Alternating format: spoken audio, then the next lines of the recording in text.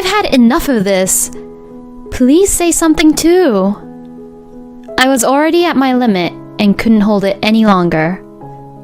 What are you saying all of a sudden? This isn't all of a sudden. I've been asking you about this for many times now. You need to say something to your brother. I confronted my husband Bob for him to ask my brother-in-law Stephen to leave our house. You want me to kick my brother out of the house with nowhere to go?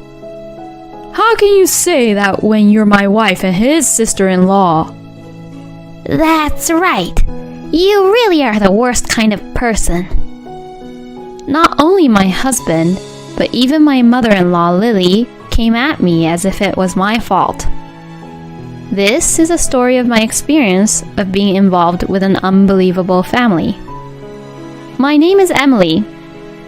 I married my current husband, Bob, when I was 28 years old. We met through an arranged marriage.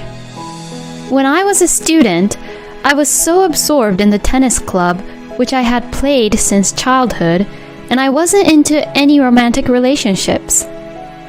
I spent every day in club activities, and I was trying to also keep up with my studies that I was too busy to be in a relationship. Of course, it's not that I had no desire to get married or anything like that. However, having never been in a relationship before, I didn't know how to build a relationship with a man, and even after starting to work, I was still unable to find a boyfriend. My boss at work, who couldn't stand to see me like that, told me that he knew a good man and introduced me to Bob.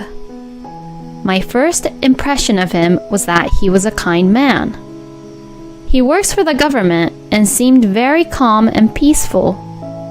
Since he liked me and I originally wanted to get married by the time I was 30, I immediately accepted his offer to become a couple.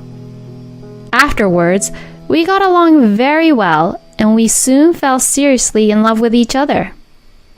I especially liked his sincerity and kindness, and I thought, I could actually marry him. Or so I thought.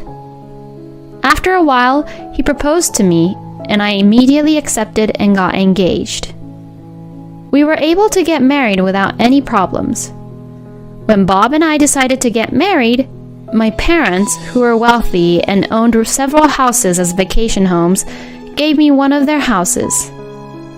They gave me the option to choose the house I would want, and I chose a house that was just right, not too big and not too small. I chose a house which was just a little bigger than a normal house. The house had enough room for our child in the future and also a garden. It was convenient for transportation as it was close to the bus station, and there were no inconvenience as markets were close by, which is why I also chose it. I still remember Bob, who usually doesn't show his emotions much, say, in an apologetic tone, Wow, is it okay that we get to have such a great house? I had no doubt that our happy life was about to begin. After that, the wedding was over, and everything was going well for us. However, a few months later, my father-in-law, who had been suffering from a chronic illness, passed away. My husband had one younger brother, Stephen, but he lived and worked at a factory in another state, so we never saw him on a regular basis, and the first time I saw him myself was at our wedding. The second time I saw Stephen was at my father-in-law's funeral. After my father-in-law passed away and Lily was left alone at home, Bob began to contact my mother-in-law Lily frequently. At the same time, Lily began to frequently come over to our house. It is true that Bob was the eldest, and perhaps he felt a certain amount of responsibility as the eldest son. It wasn't hard to understand why he was worried about Lily, who was left alone, but I was busy with work at the time, and home was the only place where I could relax, so I was a little concerned that Lily was sitting there when I came home. And this had kept on continuing for a few months, and one day, my husband suggests me his idea. Hey, Emily. I'm thinking about having Mom live with us at our home. What? I was very confused at my husband's sudden idea. What are you saying all of a sudden? Even now, Lily comes over almost every day. I say that to him, and he says, It must be hard for her to come all the way here every time, though, isn't it? So, I think it would be better if we all lived together. Bob says, with his bright, sparkled eyes. It seems as if he had just come up with the best idea of his lifetime. Wait a minute. I don't like it when you say things like that all of a sudden. We have our own lives and lifestyle here. I try to back up my point, but he says, I mean, this house is too big for just the two of us, isn't it? We have plenty of rooms, and I think it would help Mom a lot if we lived together. He says that, and it seemed like he didn't want to listen to my opinion. I didn't really give him a concrete answer, but Bob kept on going on, and if anything happened, he would say, I'm worried about leaving Mom alone. To me. I honestly wasn't too keen on the idea, partly because we had just started our new married life. But if Bob tells me that he's worried about Lily, I couldn't really say anything back to him. While I was avoiding to give a definite answer, Lily sold their family home, and I was half forced into a situation where I had to accept her into our house. At first, I blamed Bob for proceeding everything without me agreeing to him, but when he said, We don't have my parents' house anymore, and my mom has no place to live, so we have no choice, I kind of lost all interest in talking back to him. After that, life was very difficult for me. I wasn't harassed or got bullied by Lily, but I didn't like being told, You're his wife, right? At every little thing, and I hated it. You are married to my son, so you should serve your husband's family. She seemed to have this old-fashioned way of thinking, and when I gave priority to my work, she repeatedly told me, You are my daughter-in-law, so you should be more aware of that. But since Lily came over to our house, I myself became too lazy to stay at home and spent many days working overtime at the office. I was still living an ordinary life, dodging sarcastic remarks from Lily in my own way every day. Until that incident happened. Sometime later, my brother-in-law Stephen, who had been living and working at the factory in another state, announced that he would quit his job at the end of the year and come back to his parents' house. Bob and Lily and I were surprised at Stephen's sudden announcement, but we had more important things to think about. We had to think more about where he would come back to. Their parents' house had already been sold, and he could no longer live there as he wished. When Stephen, who was ready to come back to his parents' house, came back here, he blamed Bob and Lily for selling the house without any notice while he was gone. Hey, I ain't hear nothing about the house being sold. What the hell are you doing? Stephen used to be in a gang, and his looks were pretty flashy, and also had a very rough tone of voice. I had never been involved with that kind of person before, and to be honest, I was not very good at it and wanted to stay away from him as much as possible. I'm sorry, but I was worried about Mom living in that house all by herself. I thought you were going to live and work over there for a long time too. My husband tried to calm him down, but... What the hell? How dare you decide it all on your own? You better take responsibility for this. He yells at Bob. Bob is supposed to be his eldest brother, but he just freaked out once Steven starts yelling at him. In the end, he couldn't say anything back and just looked down with a pale face.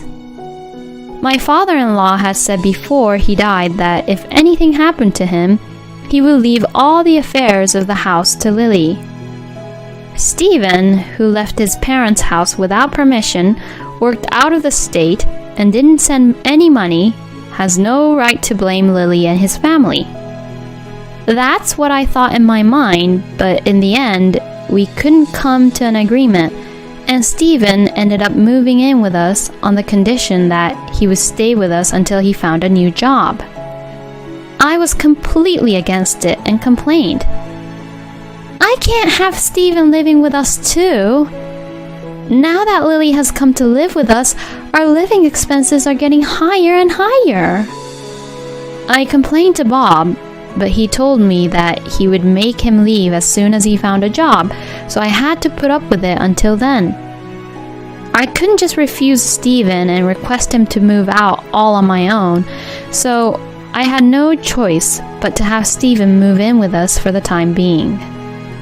At this point, my mentality was already shattered, but the real hard part came after that. First of all, Steven had not tried to look for a new job even after a month, despite the fact that he was supposed to be looking for a new job.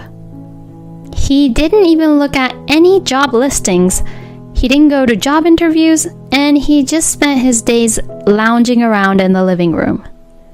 Some days, he would stay in his room and blast loud music, and other days, he would occupy himself with the TV in the living room for hours.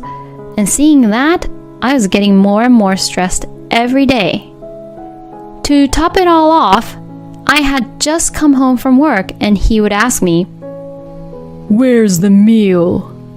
or, "I'll be the first one to take a bath, so prepare the bath quickly." I just couldn't stand this any longer and complained to Bob about it. "Hey, it's about Steven. Can't you do something about his attitude? Because he's treating me like his housekeeper." "What do you mean, a housekeeper?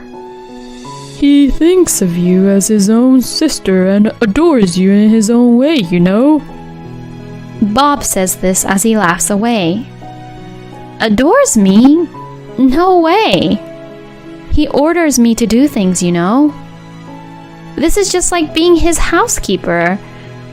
I'm not a servant in this house, you know. When I got very emotional, he said, "You should be fine, Emily. You're my wife after all." My anger reached its peak as he said that, so I am only your wife and not your brother's wife, and ended up yelling at him. "Please don't make a big deal out of this. You're right, Emily. You're not his wife. But it won't change the fact that he's your little brother, right? Please, don't be a hassle and just make it work with him somehow." That's what he says to me. I was disappointed in what Bob had said. He seemed to think that if I was the only one in the house who had to put up with it, everything would be all right. Bob seemed to think so. I thought that there was nothing more I could say to Bob, so I stopped complaining about Steven and Lily to him after that. Instead, I would occasionally call my parents and complain to them. My father and mother both told me that I could always come home if I needed to, so I was able to put up with it. But then one day, Steven had caused another incident. When I returned home after work, I saw a fire truck parked in front of our house. When I wondered what was going on, several firefighters came out of the front door and I saw Bob and Lily thanking them. After seeing the fire trucks leave, I questioned Bob. "What is the meaning of this? Why were the firefighters at our house?" Bob and Lily looked at each other and awkwardly started to tell what happened. "Well, Stephen was smoking, and the cigarette butts from his cigarette caused a fire. What? I let out a loud voice in surprise and anger. When I asked about the details, they told me that the cigarette butt had caused a minor fire and that Lily quickly contacted Bob and the fire department. I couldn't understand why they didn't contact me. It was a good thing that I returned just when the firefighters were leaving, but if I had come home without seeing what was going on, were they going to keep it a secret? I asked them that, but they both remained silent. Irritated by the two of them, I hurried to Stephen's room and entered it without knocking. Huh? Hey, you better knock. I ignored Stephen, who was so angry with me, and I looked around the room. I immediately noticed the burn marks on the floor right next to where his bed mattress was. Ever since Stephen arrived, the house smelled of cigarettes, and that was very stressful for me. And to top it off, he had left burn marks on my favorite house, and I was at the end of my patience. Even though I was right in front of Lily and Stephen, I couldn't care less. I've had enough of this. Please say something too. I was already at my limit and couldn't hold it any longer. Then Bob says, What are you saying all of a sudden? To me, this isn't all of a sudden. I've been asking you about this for many times now. You need to say something to your brother. I confronted my husband, Bob, for him to ask my brother-in-law, Stephen, to leave our house. Then, Bob sighs deeply and says with a tired tone, You want me to kick my brother out of the house with nowhere to go? How can you say that when you're the wife and his sister-in-law? He began to say this. That's right. You really are the worst kind of person. Not only my husband, but even my mother-in-law Lily came at me as if it was my fault. Why am I the one being blamed? Originally, this is my precious house that my father gave to me. Lily and Stephen, who came to live here without my permission, were in no position to complain, let alone my husband.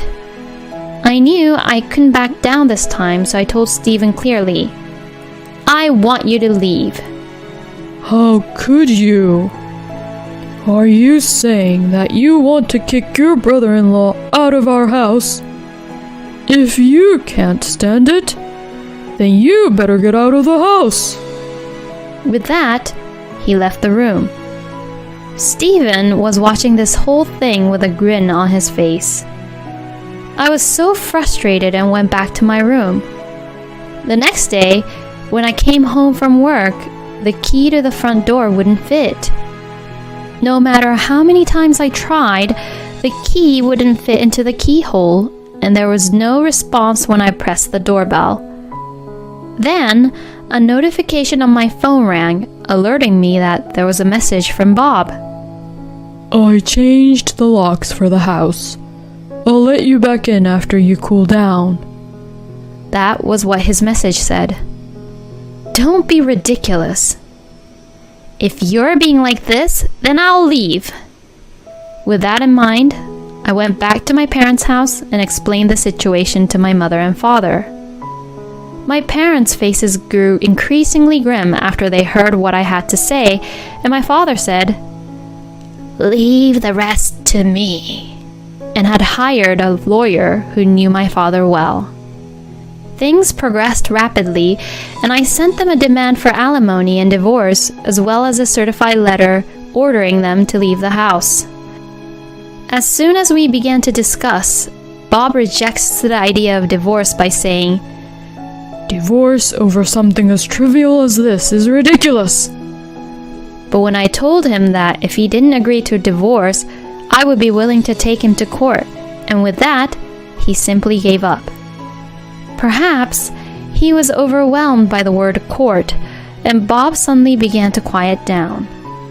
But when the subject of moving out of the house came up, he started to go against the idea again, raising his voice. This house is our home.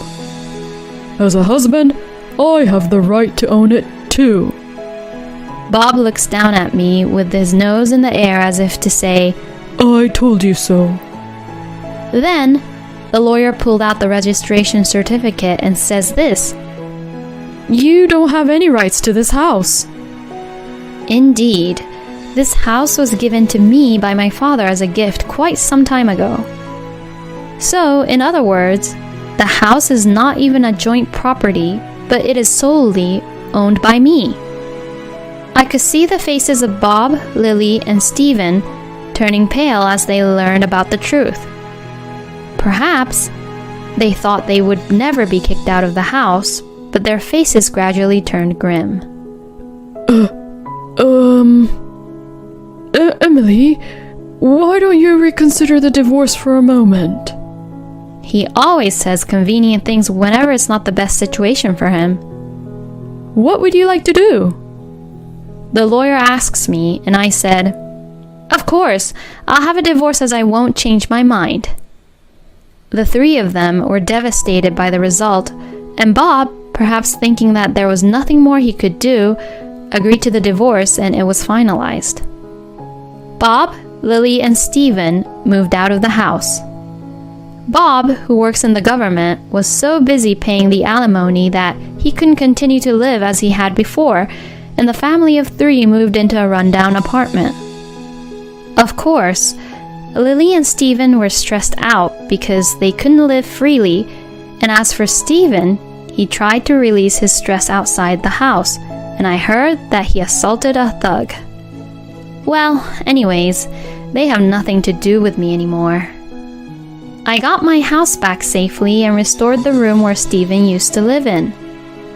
The burn marks on the floor that I had been worrying about disappeared nicely, and my mood has brightened. Now, my parents come to stay once a week and on weekends, and we are having a good time in our own way. I went to a dinner with the lawyer who helped me with this case afterwards to thank him for his help, and we have been seeing each other regularly since then. Perhaps one day I will be able to live a married life again. With this thought in my mind, I live happily every day